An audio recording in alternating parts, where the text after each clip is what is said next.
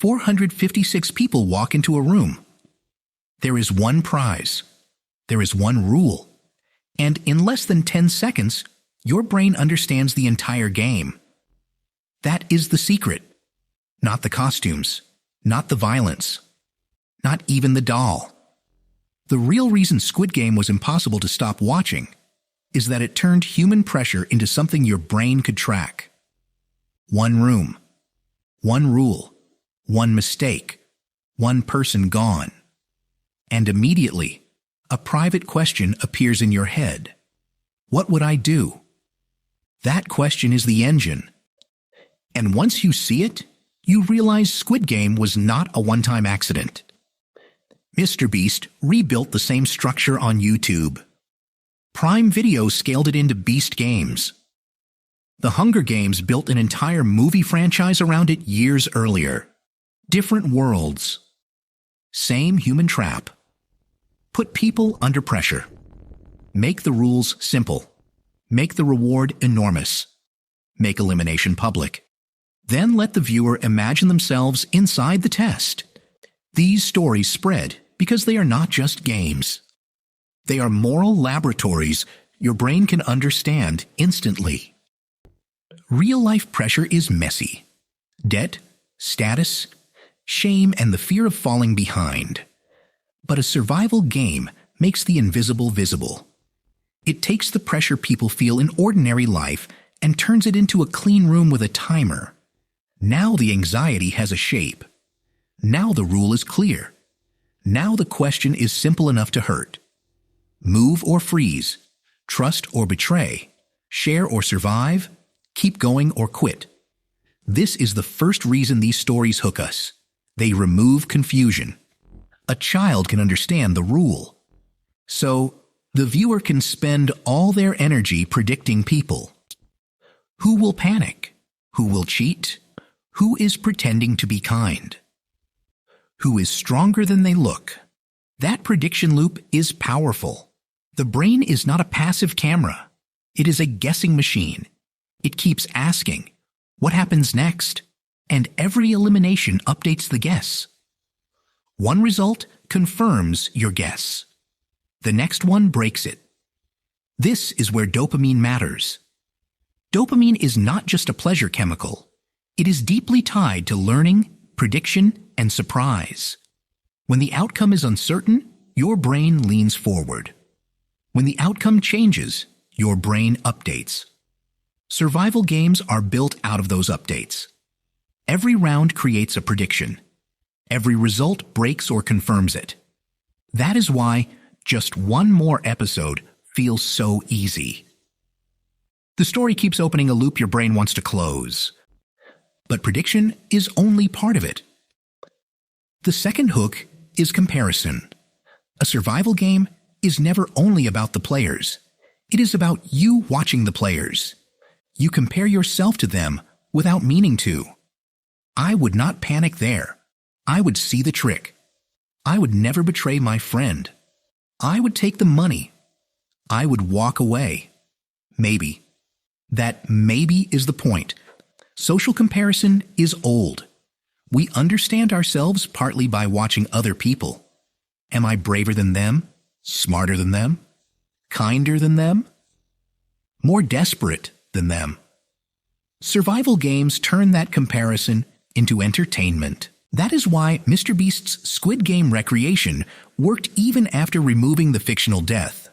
Squid Game adds death. MrBeast removes death.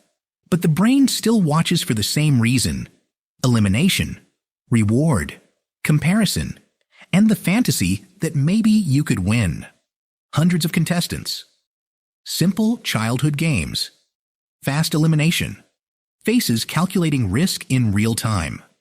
Your brain still asks the same question. Could I win? And then Beast Games push the same idea even further. More contestants. Bigger arena. More public risk. That matters because it shows the hook was never only violence. If violence were the whole point, the non-deadly versions would not work. But they do, because the deeper hook is pressure. The third hook is loss. People think these stories are about winning. They are usually about not losing. Prospect theory showed that people do not treat gains and losses equally. Losses can hit harder than equal gains feel good. So when a contestant is close to the prize, the story changes. They're not just chasing money anymore. They are trying not to lose the future they have already imagined.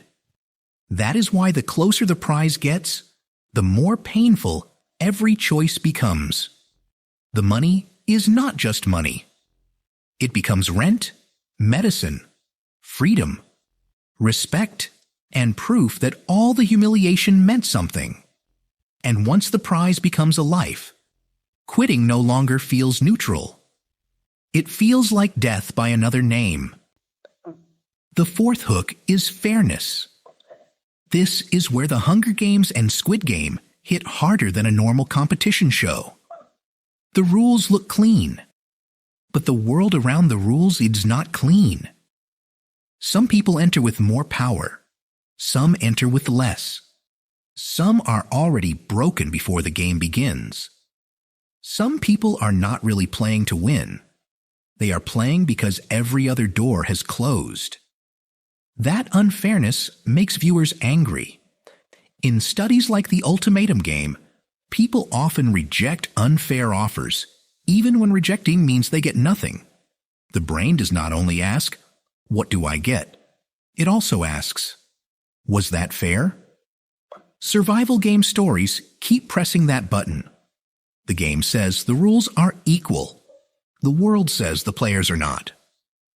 That contradiction holds attention because the viewer wants justice, but the system offers strategy instead. And that brings us to the final reason we keep watching. Survival games let us rehearse danger from a safe distance. You are on a couch. Your body is safe, but your brain is still simulating threat. It is running little experiments. What if trust becomes dangerous? What if the rules reward the worst version of you? This is where the story connects back to human nature. Long before screens, other people were survival information. Around a fire, on a hunt, during hunger, during conflict, your brain had to watch the group. Who shares? Who cheats? Who panics? Who stays calm when food gets scarce? Who protects the weak when protection costs something? Cooperation research argues that humans became intensely interdependent. Aggression research also suggests aggression is not one simple instinct. It can be hot and reactive, or cold and strategic. So the answer is not, humans love violence. If that were true, the non-deadly versions would not work. The real hook is a visible test. Put people under pressure. Make the rules simple. Make the loss public. And everyone watching starts judging the players. And themselves. That is why the genre keeps coming back. None of these stories invented it. They found the ancient switch.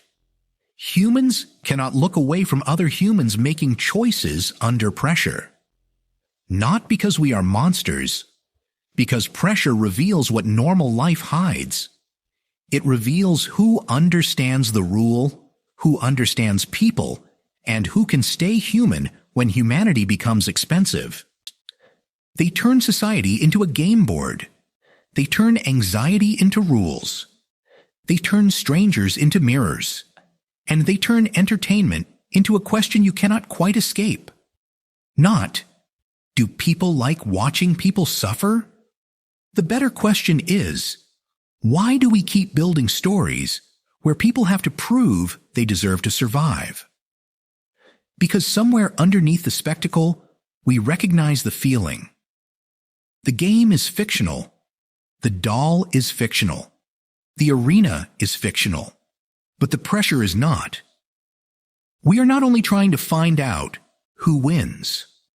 We are trying to find out what the rules would do to us.